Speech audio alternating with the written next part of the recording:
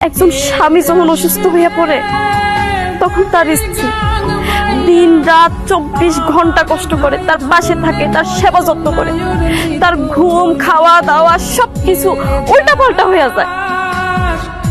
কিন্তু একজন স্ত্রী অসুস্থ হয়ে তার স্বামী কি তার এটা সেবা যত্ন করে? কোন রকম একটা ডাক্তার দেখায়, নাহলে হাতে করে কিছু ওষুধ নিয়ে আসে। আর যদি রোগটা একটু কঠিন জটিল হয় তখন স্বামী আর তার পরিবার এটাই চিন্তা করে যে এই বউটা কোন দিন মারা যাইব আর আমার ছেলে আরেকটা বিয়ে করবে।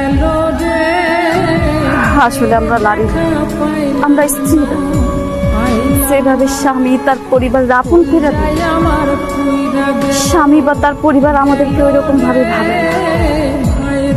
শ্বশুর শাশুড়িরা আমরা যেরকম বাপ মার মতো মনে করি না, তারা কিন্তু আমাদেরকে মেয়ের মতো মনে করে না।